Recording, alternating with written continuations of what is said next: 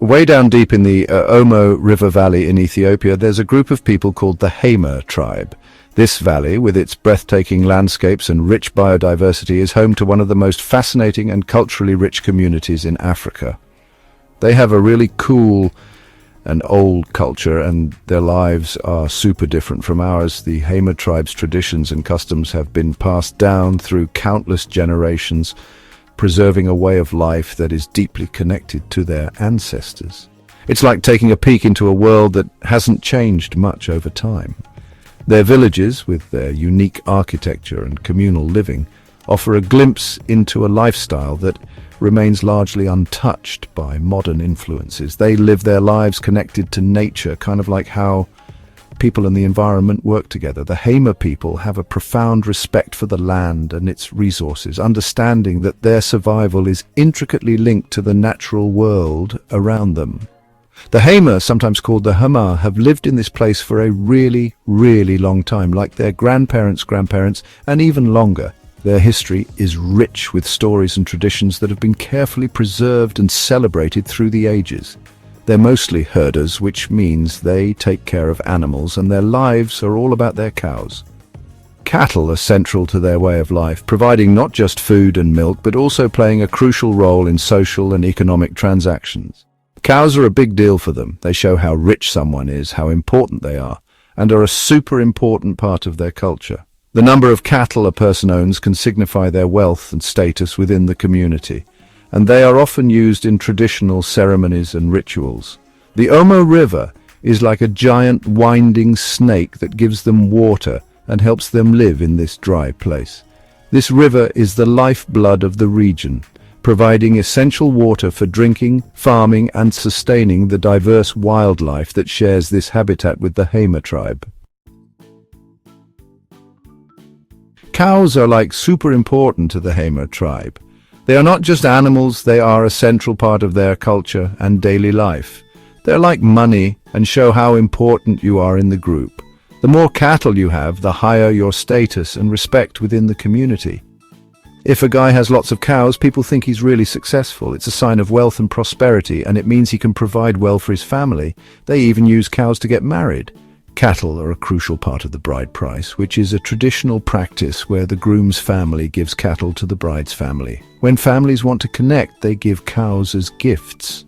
This exchange strengthens bonds between families and is a sign of goodwill and mutual respect. The Hema people wear really cool beaded jewelry, and you can see designs that look like cows on them. These designs reflect the importance of cattle in their culture and are often worn during special ceremonies. Cows also give the Hema milk, blood, and sometimes meat to eat. Milk is a staple in their diet and is consumed daily. Milk is like their main drink, and they drink it fresh or make it into a kind of sour yogurt. This yogurt is not only nutritious but also a traditional delicacy. When it's dry and there's not much food, they carefully take a little blood from their cows so they can still eat without losing too many animals. This practice helps them survive during tough times and shows their deep knowledge of sustainable living. Cows are like the center of everything for the Hema, but they also grow their own food. The women do most of the farming and work really hard in their gardens. They grow things like sorghum, corn, beans, and pumpkins. Sorghum and corn are like their bread and butter. They eat them all the time. They also get honey from beehives way up high on the cliffs. Honey is special, and they use it to make a sweet drink called mead for parties and important events. There's a really important event for Hamer boys called the bull jump. It's how they become men. It's a big deal, and people come from all the nearby villages to watch.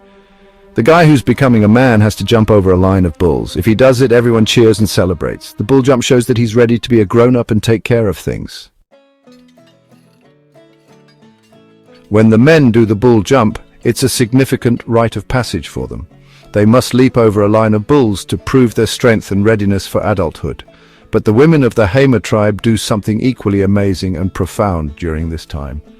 It's a little strange to us as outsiders to witness such a ritual, but it's a deeply important part of their culture and heritage.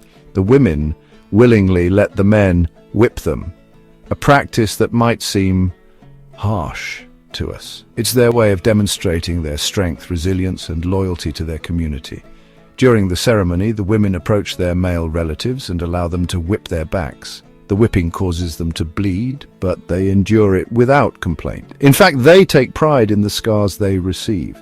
These scars are seen as badges of honor, symbolizing their courage and dedication. This ritual is a complex and deeply rooted aspect of Hamer culture, showcasing the strength and resilience of their traditions and the unbreakable bonds within their community. The Hamer, like lots of other groups around the world, are facing some tough times as the modern world changes things. New roads, tourists, and government rules are making it harder for them to live the way they always have. Even with these problems, the Hamer are really strong. Tourists bring money, but they can also change the Hamer's culture. The Hamer are trying to manage tourism so it doesn't hurt their traditions. They're working to make tourism good for everyone. The Hamer's story shows how powerful traditions can be and how strong people can be even when things are changing.